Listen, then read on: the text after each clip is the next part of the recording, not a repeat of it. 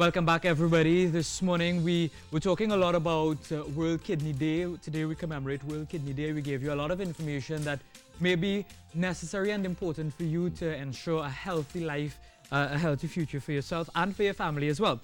Now, we want to talk a little bit about the Trinidad and Tobago chapter of Disabled Peoples International with Dr. Emmanuel Hussein, who is the chairman of that organization. Yes. He's also former Minister of Health. And, you know, we were talking about kidneys and World Kidney Day, and he mentioned something that was very interesting, that some 30 years ago, the first kidney transplant was done here while you were Minister of Health. Yes, I was. And you said 4 were done at that point in time? At that time, yes. I think 2 of the persons are still very much alive. So while I have you here and on that topic, you know, what went into, carrying out that first kidney transplant? Well, remember, we didn't have a formal kidney transplant program at the time, and it would have been the first being done in Trinidad, so we had to be very careful. And of course, I had to go to cabinet with a whole program, and in the end, it proved to be quite successful. 4 of them were done, and Yeah. And are you satisfied with where we are today as it relates to that? Well, I can't claim to know all the details of how the program is working. What I do know is that it's an ongoing program, and to the best of my knowledge, it's been quite successful. Yeah. I mean, and you heard me challenge Carrie just now to go and get his physical. Yeah. We should all get our checkups. So we should challenge the staff at TTT as well to set the example. Yeah, right. Staff members, former minister is telling you go get checked, right? But we want to talk now a little bit about the Trinidad and Tobago chapter of Disabled Peoples International. Yeah. It is an organization that seeks to help people with disabilities in society. Well, some of what the organization. When you say help, allow me to explain. Yeah. Disabled Peoples International is a worldwide body of disabled persons, and that is all types of disabilities, whether physical, hearing, sight, intellectual, anybody with any kind of impairment. And so it's cross-disability, it's worldwide, and in Trinidad, I'm the chairman of what is the local affiliate. We were formed in 1985. And so we've been around for a while. This is my 4th stint as chairman, actually. And a few years ago, the organization probably wasn't functioning as well as it ought to have been, and a lot of disabled persons invited me to come back in as chairman. I think we've revived the organization, and I want to take this opportunity to invite all my disabled colleagues, throughout Trinidad and Tobago to come back and rejoin the organization, because we were pretty vibrant many years ago. We had a lot of membership. Things have sort of gone down, and if I might say so, young disabled persons, suppose it's the youth these days, aren't as activists in the field of fighting for the rights of the disabled as, say, persons like myself who now are a bit older, But the disabled has not really progressed since 85 to now as much as I would have liked to have seen. Where do you want to see that sector? What we aiming for is full integration at every level, whether it's school, normal activities.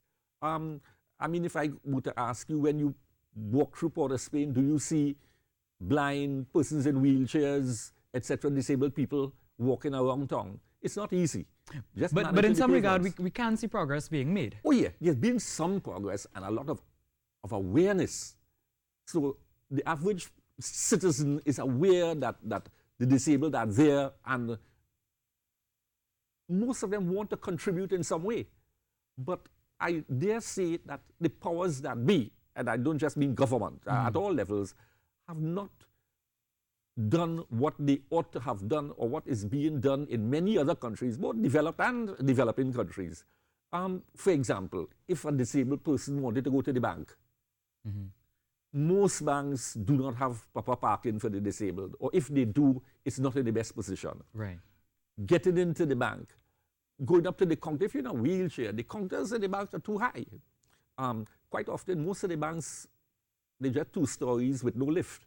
So if the service you require is upstairs at the bank, how do you access? If you drive in a car, the movement now is to self-service at the gas stations. I'm sure you realize that. Yeah. You have to get out of your car, go and pay, come back, fill your own gas. If you're disabled, how do you manage? So what we've been doing is we've met with the Bankers Association. We've met with the Petroleum Dealers Association. We've met on a number of occasions, say, with the PTSC, if you need to take a bus. We met with the Airports Authority. And how did those conversations go? Well, all of them go very well. But what is going to happen next? What will happen next is the problem. We've had good responses in terms of the reaction we get when we meet with these organizations. But let's take the PTSC. I think it was about 2 years ago they went and bought a number of buses. They did not take a disabled person on the delegation that went to look at the buses. So the buses that they bought are unsuitable for the disabled. But they're going to buy buses again. And we've been writing to the Minister of Works and Transport, asking to meet with him, to alert him to what happened the last time, to ensure that it doesn't happen again. With your organization, Dr. Hussain, I know there is a registration process for people if they want to be part of the organization. Can you tell me about we have an office. It's at Ramsaran Street in Centrepoint Mall in Chaguanas. We used to be at the Cheston Hart on Ryson Road most of our life, but now we've got new offices. It's very accessible, very new. So that's Centrepoint Mall, Ramsaran Street in Chaguanas. And the telephone number there is 228-8115. You can call and speak to our office staff. Yeah, and the registration fee is just $15. $15, yes. Now, as I say, what has happened is that many of the disabled themselves aren't too sure what's happening with the organization because of the period of breakdown. Just want to take this opportunity to let them know and to let the parents of the intellectually impaired children know that they can hold membership on behalf of their children or relatives. Yes. And they can definitely know what is happening.